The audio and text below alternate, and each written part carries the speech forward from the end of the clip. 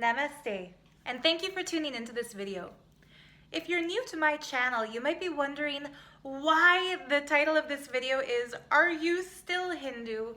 When in fact the main subject matter is going to be why I'm a Hindu.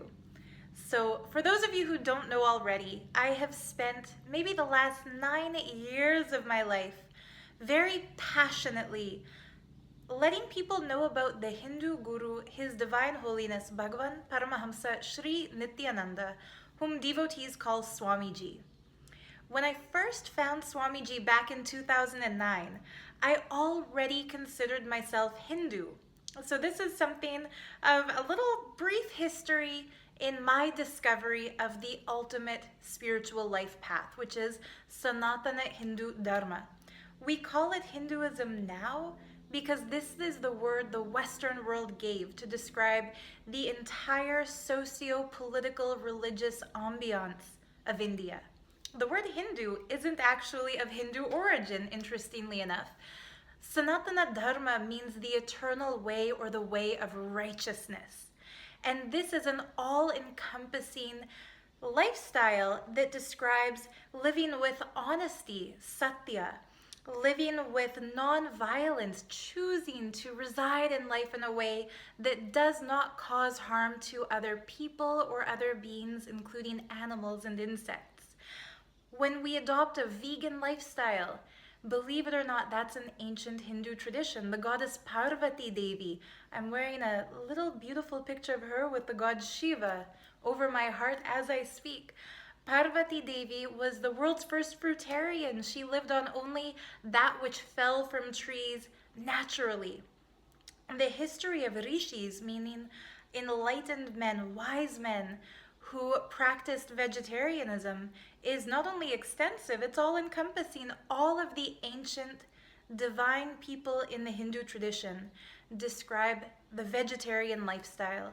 And of course, nowadays that's updated to the vegan lifestyle because people no longer keep lovingly cows as part of their family to interact with, to ensure that the calf gets the first milk, as it was done in Vedic times. Nowadays, the vegan lifestyle, practicing yoga, keeping the body fit, agile, flexible, in its peak health so that it can be of service to self and to humanity, living with the goal of enlightenment, living with the awareness that there's more to reality than that which is perceived with the two eyes, but instead seeking to awaken and see mystically through the third eye. All of these things that a lot of people consider to be new age are actually older than the oldest age. They are the original blueprint for life. And so Hinduism, Sanatana Dharma, refers to ahimsa, the practice of non-violence, satya, the practice of truth, living with the bare minimum of possessions, not hoarding and accumulating and having 5 houses and 2 beach houses and 78 cars, not putting material possessions as the goal of life, but simply using what materials are available for us in order to better ourselves and serve the community. That doesn't mean renouncing our desires or living without jewelry. As you can see, I enjoy it. That means never putting your material needs above the global consciousness or the needs of the many. For example, if I had, say, $50 to spend, $50 bonus money, that's after rent, after living expenses, whatever the case might be. If I had $50 and there was a person right in front of me starving to death, and I was told, you can either spend this $50 on a new necklace for yourself or you can feed that person. Obviously, I would feed the starving person. That's living according to Dharma. What a lot of people would consider basic common decency, that is the Dharmic way. Now, Sanatana Dharma, it doesn't have a single source book. It's not a religion like Christianity or Islam or Judaism, where they can trace it back to either the Bible or the Quran or the Torah. In Hindu tradition, there are more than 1 million different books, the Vedas, the Agamas, the Upanishads, the Smriti of Manu, the Shruti, that which is known, that which is received. The number of books alone makes this the most vast, diversified tradition on the planet. One person might get up every morning at 4 a.m., do yoga, which is the systematic training of the body for enlightenment, do puja, which is a divine worship ceremony, and call themselves Hindu. Another person might sleep in until 10:30, but keep pictures of their favorite deity all around their house, burn incense for that deity, offer fruits and flowers and sweets to that deity, and consider themselves Hindu. The beautiful thing is the scripture itself, the Vedas and the Agamas, both reveal that within the tradition of Sanatana Dharma, the devotee has the right to worship in the way he or she chooses. That means if you want to sing songs like those who follow Hare Krishna movement, if you want to sing kirtan, bhajan, that means divine worshipful music, that's perfect. That can be your practice. If you choose to do formal puja, where you light the incense, light the candle wick that's contained within ghee, or within, what I use personally is coconut oil because it's a vegan alternative. If you choose to do a full puja, if you choose to go to the temple, or if you choose to have a personal home altar, if you choose to worship the form or the formless, a deity or a guru, no matter what you choose, it's your right to practice uniquely. And in that sense, there's no strict definition as to who is Hindu, who is not Hindu. A lot of people have the false concept that a person has to be born into a Hindu family, genetically Indian Hindu family, in order to call themselves Hindu. But the beauty is Hinduism is about practicing, not about ancestry. Of course, if somebody is born Hindu and practices Hindu, that's perfect. But somebody else born in a different tradition with a different upbringing, the moment they start to either ritualize or identify in that way, putting on the bindi, worshiping the deities, feeling that personal connection, deciding to live ahimsa, deciding to live nonviolence, choosing to integrate the wisdom passed down in all of those myriad scriptures and incorporate them in whatever small or whatever large way into their life, they can call themselves Hindu. Paramahamsa Nityananda, the guru whose mission I was really living for 9 years, he said once very beautifully, the moment you bend your body in asana, this was one of his World Yoga Day messages, the moment someone bends their body into a yoga posture, they have the right to declare themselves Hindu. The moment someone becomes vegetarian, they have the right to declare themselves Hindu. It's an inclusive tradition, not an exclusive tradition. Even if somebody has had a hateful heart in the past, even if someone has criticized gurus, even if someone has committed the worst crimes, Hinduism does not see your identity as the solidification of all your past decisions, all your past actions, all your past successes or failures, mistakes or achievements. Hinduism sees you as your pure consciousness.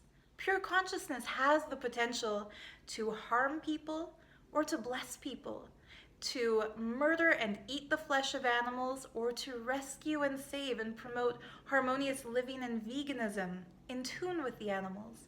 Pure consciousness will only express itself in the way you as an individual choose to express.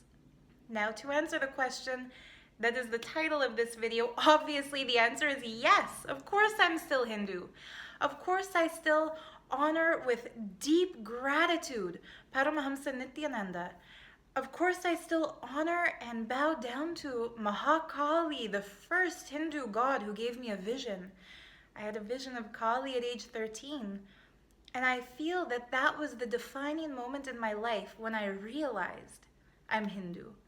But I do feel I was born that way because falling in line, being in alignment with the concepts and the understandings and the deep truths revealed in the Upanishad, in the Vedas, in the Agama, it comes so naturally. I can't even imagine calling myself anything else.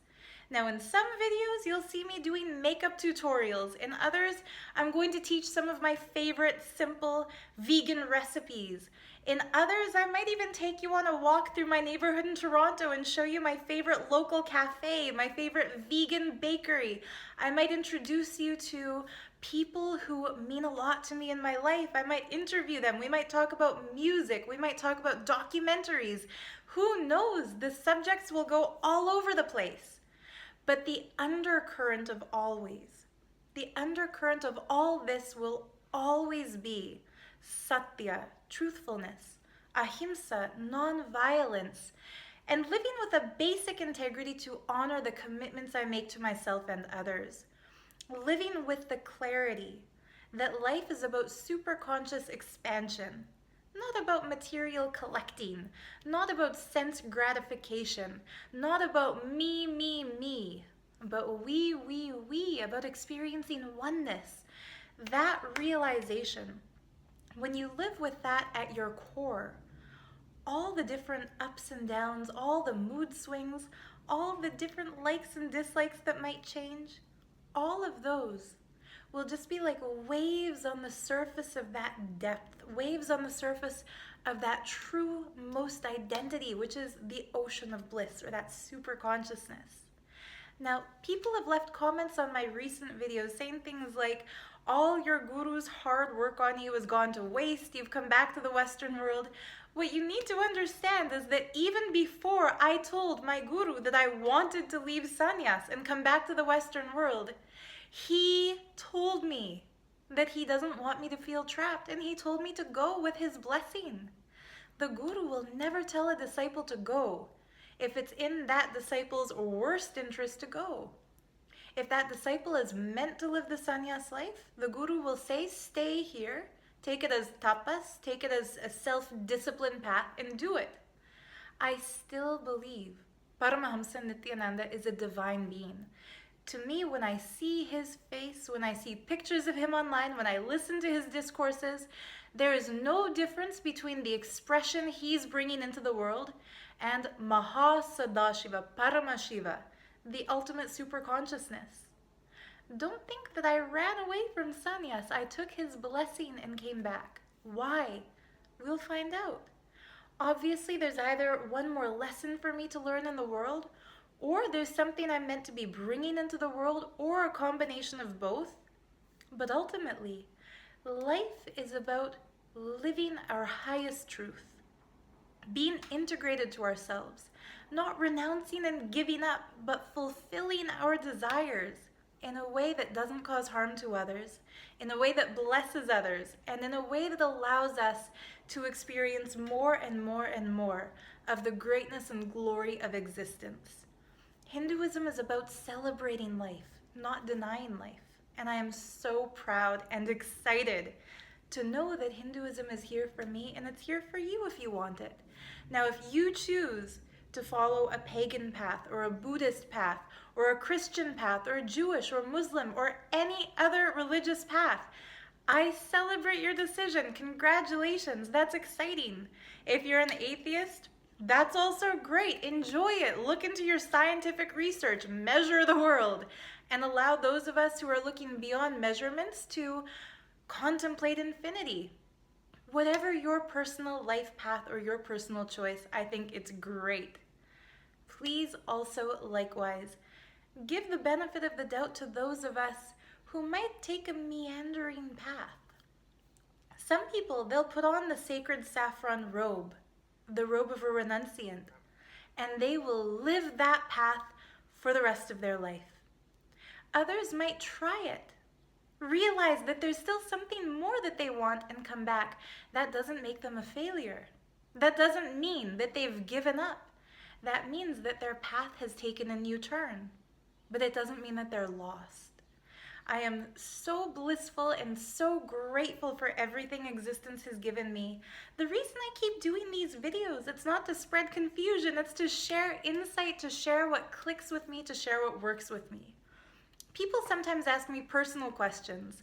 They'll ask about my relationship status, they'll ask about who I'm with, they'll ask about what I do. Understand, I didn't start this YouTube channel to be an expositionist. I'm not one of those reality TV people who wants to show you all the drama in life. I do have drama once in a while, but it's never something that I feel, wow, sharing this with the world will benefit people. But when I discover a new aspect of veganism, a new mantra, a new form of puja, a new meditation program, a new kind of yoga, when I discover a tip or a quote that feels like it makes my life better, that's what I have this channel for, to share those things. And so once in a while, I might break the mold and take you on a road trip into the mountains with my mom, like I've done. I might take you to a concert and show you some of the music I listen to for fun. But that's not my main goal in being here. My initiative in this is always to just share what makes me happy, share what makes me blissful, and share why it is that I'm living the life I'm living, so that if it resonates with you, and you also feel inspired to do the same, you know that you're not in it alone. I'm here for you. And like I said, that means any path you've chosen. Now, the last thing I want to say in this video is a reiteration of something I mentioned earlier in this video, which is that Hinduism, Sanatana Hindu Dharma, it's a path of inclusivity, not exclusivity. In fact, many of the Hindu leaders who I was blessed to interview at the Kumbh Mela in Nashik, way back in 2015, I got to interview Mahamandaleshwar of Mahanirvani Akada, of different Akadas, which are the ancient monastic orders of Hinduism founded by Adi Shankaracharya. I got to meet the head of that entire order, Narendra Giriji Maharaj. When I spoke with them, I asked each one how they feel when they see yoga become a trend in the West. How do they feel when they see people wearing jewelry like these earrings I've made in my Etsy shop that have the Om? How do they feel when they see Westerners kind of turning Hinduism into a trend? Every single one of them said that's exciting, that's what they want. When they see more and more people from Western cultures coming to the Kumbh Mela, which is happening right now in Prayag, when they see Western people meditating, embracing vegetarianism, reading the Bhagavad Gita, singing the names of the Hindu gods and goddesses, they feel excited. That's what they're there for. Nobody carries on a tradition for millennia, thinking that their goal is for that tradition to die with them. The reason people carry on traditions, one generation after the other, after the other, after the other, is because it works for them and they enjoy it and they want to share it. It's about expansion. Everyone wants to expand. And so don't feel that you don't have the right to declare yourself Hindu. If you've ever once felt blessed by one of the Hindu gods or goddesses, if you felt benefited by one of the quotes of a Hindu guru, if you've read a Hindu book, if you've embraced doing the ritual puja, going to temples, you don't have to, but you certainly can proudly call yourself a Hindu if you want to. And if you feel inspired by, for example, the sacred geometry in Hinduism, like this beautiful symbol here, the Shri Chakra, which shows all the upward-facing triangles are Paramashiva, the divine masculine in form, the energy of creation. And all the downward-facing triangles represent Parashakti, Devi, the goddess herself, the feminine, the womb of creation, the nurturing maternal aspect. When you see a sacred geometry symbol like this one, you have every right to meditate on it, to wear it, to contemplate its meaning, to integrate it into your life. When you see jewelry in the style like this kundan choker that I've made for my shop with rudrakshas, the sacred seed that represents going beyond the five senses, that represents tuning into the cosmic vibration. When you see Ganeshji, I should say, when you see Shri Ganesha like this, and you feel that you want to carry him with you and wear him, you can. There's nothing at all in any of the scriptures that says only those who are born Hindu are allowed to be Hindu. There's nothing in the scriptures that says it's exclusive, it's inclusive. Even if you want to call yourself this and that, Christian and Hindu. The great Paramahamsa Yogananda wrote in his autobiography of a yogi that it was his mission to bring unity among all the different traditions. There's no right or wrong. There's only integrity or falling out of integrity. So long as you're living what you feel in your heart is the best for you. So long as you do what you feel driven to do and guided to do, you're on the right path. And I thank you for also joining me on my path and celebrating this life. And I look forward to your comments, any questions you have about Hinduism, any questions you have about all those great beings I got to interview. Boy, I also got to meet Swami Vishwananda and did a great interview with him, heard his stories about his childhood with Mahavatar Babaji. I will try to get the footage for that because right now it's with the Nityananda team. If they publish that interview, it is so sweet, the vibration he carries. If you have any questions about any of this or the life I lived with Paramahamsa Nityananda while I was there in Nityananda Peetham, Bengaluru, Adinam, I'm ready to answer all of those. I might seem annoyed or upset sometimes when people question me by saying things like, "Don't you know your guru was a cheat?" or "Why don't you come out and admit that you were abused?" I get annoyed because he's not a cheat and I wasn't abused. I had a great experience. When I felt it was time to move on, he blessed me to move on, and now I'm having a continued great experience. So like I said, thank you for joining me on this channel. And if you like any of the devotional Hindu pieces in my shop, like the Shri Chakras, like the Kundan, like the deity jewelry, like the Om pieces, check it out. The link to my shop is in the video description. And if you mention this video, I will definitely include a handwritten note just for you. I'll answer any question that you ask at checkout in a personal note. And as always, I'll include a free gift. For mentioning my videos, it's going to be more than just a free charm. I will include 3 unique gemstones just handpicked for you in a personal talisman. And I can't wait to connect further. So leave any questions or comments below, and until next time, I'll see you in the next video. Nityanandam, which means may you experience eternal bliss. Namaste. Thanks for tuning in.